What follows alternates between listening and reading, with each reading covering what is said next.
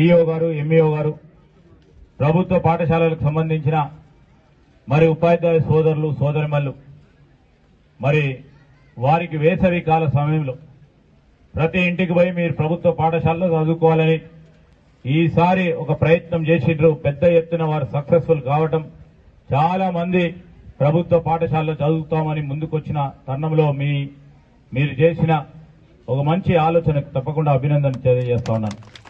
220 మంది ఎంతమంది జాయిన్ అయింది ఈసారి?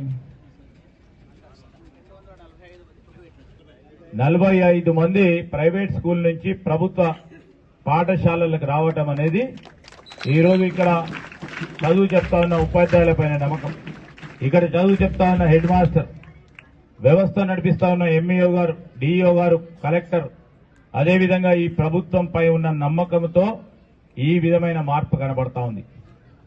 మార్పు ఎక్కడంటే మార్పు ఈరోజు విద్య పరంగా మొదలు పెట్టుకొని ముందుకెళ్తా ఉన్నాం. ఖచ్చితంగా మార్పు చూపెడతాం. మేము అనుకున్న మార్పు తెలంగాణ రాష్ట్రం ఏర్పడ్డ తర్వాత ఈ రాష్ట్ర ప్రజలు కోరిన తెలంగాణ ఏ విధంగా ఉండాలి, సామాజిక బంగారు భవిష్యత్తు గల మరి కొత్త తరాలకి యువతరానికి ఇచ్చే ఒక పునాదిని వేసే కార్యక్రమంలో మార్పు చూపెడతాం. ఇంకా 3.5 సంవత్సరాల కాలంలో అని మనం చేస్తా ఉన్నాం. నేను ఈరోజు గీవ్ సంస్థకు సంబంధించి పెద్ద ఎత్తున ఈ కార్యక్రమాలు చేస్తా ఉన్నారు. అందరూ కూడా యువకులు తిరిగి తన పాత్రను నిర్వహిస్తూ ఇదే స్కూల్ కాదు అనేక స్కూల్స్ లో ఓ కార్యాచరణ తీసుకొని దీక్షతో ముందుకు పోతా ఉన్నారు.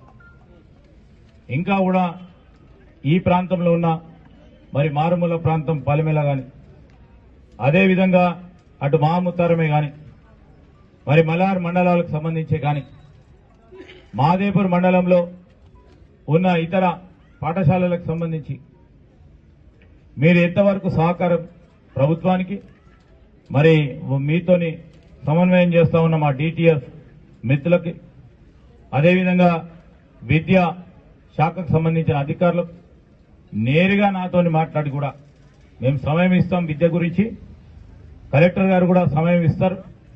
ఒక మంచి ప్రయత్నం చేద్దాం, ఒక ఉదాహరణగా నిలబడదాం. ఈరోజు ఈ ప్రాంతం మీ అందరికీ కూడా తెలుసు, సరస్వతి నిలయంగా చాలా సంవత్సరాలు ఉండే. గత 10 సంవత్సరాలుగా సరస్వతి నిలయం పోయింది. రాయలసీమ కల్చర్ వచ్చే ప్రమాదం కనబడుతున్నది. మళ్ళా తిరిగి సరస్వతి నిలయం ఏర్పాటు చేయాలి, మన బాధ్యతగా మన పరంగా ఉంది. ఆ ప్రయత్నంలోనే మీ అందరి సహకారాన్ని కోరుతా ఉన్నాం. మనం ఎందుకో రాజకీయంగా కూడా చాలా ఓపికతో ఉంటాం. మనము ఆవేశాలకు పోతే ఈ ప్రాంతం అంతా ఎటో అల్లోకల్లోలం అయ్యే పరిస్థితులు ఏర్పడతాయి. ఈరోజు మనకు కావాల్సింది మన పైన నమ్మకం ఉన్న ఇట్లాంటి విద్యార్థులకు వ్యవస్థను నమ్ముకొని మేమేదో బాగుపడతాము. ఈరోజు మన తెలంగాణ రాష్ట్రంలో ఈ వ్యవస్థ ద్వారా నమ్ముకున్న వారికి మాకు ఏ విధమైన ఇబ్బంది జరిగినా, వ్యక్తిగతంగా మేము దూషణలు తింటా ఉన్నా, పనికిరానోడు మాట్లాడుతా ఉన్నా, పడతా ఉన్నామంటే ఈ ప్రాంత ప్రజలకు సంబంధించిన అభివృద్ధి సంక్షేమానికి సంబంధించి ఎక్కడ కూడా ఎవరు ఇబ్బంది పడకూడదనే ఒక కాంక్ష, ఒక ఆలోచన, ఒక తత్వంతో ముందుకెళ్తా ఉన్నాం. ఎక్కడ కూడా వెనకాడబోంది. ఇట్లా ఈరోజు ప్రభుత్వంలో ఉన్నాం. తప్పు చేసిన ఎవరికైనా వ్యవస్థ శిక్ష ఇస్తుంది.